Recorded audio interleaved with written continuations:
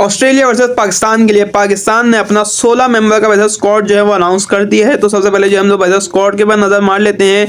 तो उसके वैसा कैप्टन जो है सलमान अली आगा, अबरार अहमद, बाबर आजम, फ़हीम अशरफ, फ़खर जमान, ख्वाजा मोहम्मद नफ़े, मोहम्मद नवाज, मोहम्मद सलमान मिर्ज़ा, मोहम्मद वसीम जूनियर, नसीम शाह और साहिबजादा फरहान और साइम अयूब और शादाब खान, शाहीन शाह अफरीदी, उस्मान खान और उस्मान तारिक हैं। ये 16 मेंबर का जो स्क्वाड है वो जो है पाकिस्तान ने अनाउंस किया है ऑस्ट्रेलिया के लिए। अब देखना ये है कि ये स्क्वाड जो है आगे वर्ल्ड कप में भी जाएगा या इनमें से जो है कुछ प्लेयर जो है वो हट जाते हैं, ये देखने वाली बात होगी।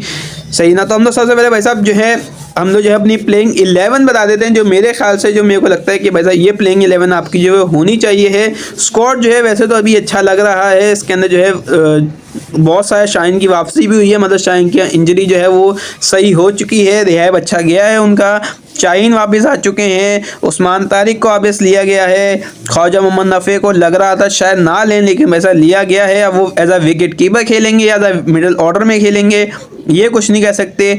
तो हम लोग जो है वैसा सबसे पहले जो अपनी जो है प्लेइंग 11 जो है हमने जो बनाई है वो जो है मैं आपको बता देता हूँ, मेरे ख्याल से जो है होनी चाहिए प्लेइंग 11। अब इसके अंदर सबसे पहले तो भाई साहब साहिबजादा फरहान और साइम अयूब का ऐसा ओपनर ही होना चाहिए है।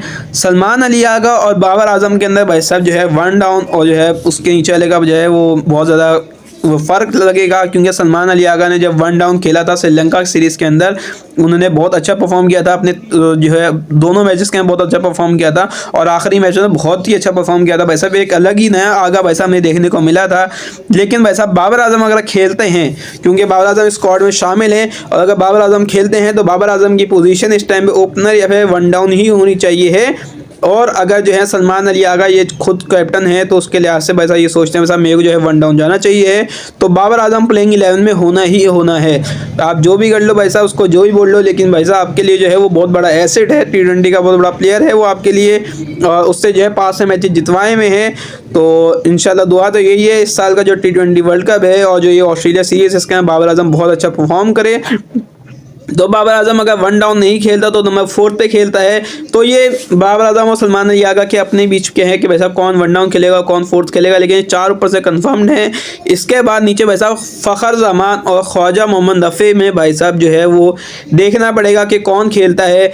और उसके नीचे जो है भाई साहब उस्मान खान, अब उस्मान खान और उसमें भी चेंजिंग हो सकती है जैसा अब जो है वो सिचुएशन होगी उसके लिहाज से, लेकिन फ़खर जमान और ख्वाजा मोहम्मद नफ़े में से भाई साहब एक को आपको लेके जाना पड़ेगा और एक को जो है भाई साहब बेंच पे बैठना पड़ेगा। अब वो फ़खर जमान होंगे या ख्वाजा मोहम्मद नफ़े होंगे, क्योंकि फ़खर जमान की इतनी अच्छी नहीं जा रही है अभी तक, जितनी भी इनिंग्स हैं वो इतनी अच्छी नहीं गई हैं अभी तक, लेकिन ख्वाजा मोहम्मद नफ़े ने भाई साहब पिछले उसके अंदर अच्छा किया है, लेकिन वो भी न्यू है, उनमें इतना जो है अभी तजुर्बा नहीं है उनको जितना फ़खर जमान को है। और फ़खर जमान भी एक एसेट है बहुत पुराना, जिसने जो है बहुत पुराने मैचेस के अंदर आपको मैच भी जितवाए हुए हैं, T20 में बहुत कुछ किया हुआ है।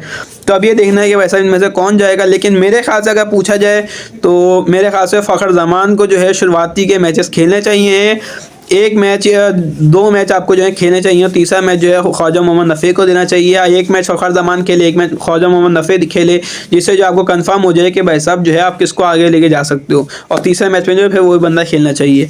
और उसके बाद जो है विकेट कीपर आपको उस्मान खान ही होगा, ख्वाजा मोहम्मद नफ़े भी भाई साहब जो है फुल टाइम जो है विकेट कीपर नहीं है, ना साहिबजादा फरहान है, उस्मान खान को इसमें भी विकेट कीपर के लिहाज से ही रखा गया है, तो मेरे ख्याल से वही होगा। साहिबजादा फरहान के भाई विकेट कीपर लगाया गया है, लेकिन ख्वाजा मोहम्मद नफ़े के भाई वैसा विकेट कीपिंग का नहीं लगाया गया है।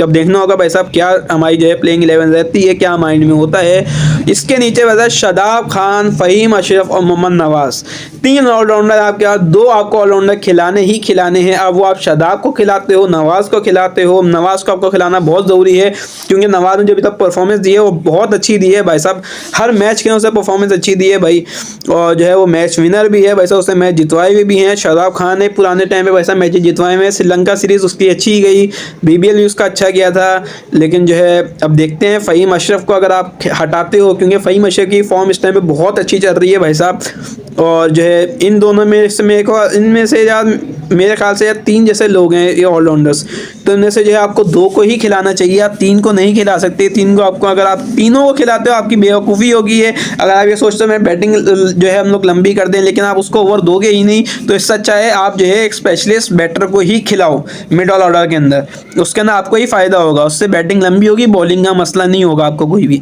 उसका शाहीन की वापसी हुई है, तो शाहीन तो भाई साहब खेलेगा ही खेलेगा। तो शाहीन आ चुके हैं भाई साहब 9वें नंबर पे हमारे आएंगे। सलमान मिर्ज़ा, वसीम जूनियर, नसीम शाह, इनमें से भाई साहब देखना है कि कौन जाता है। वसीम जूनियर ने बहुत अच्छा परफॉर्म किया है, सलमान मिर्ज़ा ने बहुत अच्छा परफॉर्म किया है। नसीम शाह को जो है भाई साहब श्रीलंका सीरीज़ नहीं मिली है, तो मेरे ख्याल से शायद वो वर्ल्ड कप में या ऑस्ट्रेलिया सीरीज़ में उसका मौका मिलता है नहीं मिलता। मेरे ख्याल से बहुत मुश्किल चांसेस हैं कि उसको मिलेंगे कोई मैचेस, अगर देंगे तो एक आधा मैचेस दे देंगे ज़्यादा से ज़्यादा भी। लेकिन सलमान मिर्ज़ा, वसीम जूनियर बहुत अच्छा परफॉर्म किया है।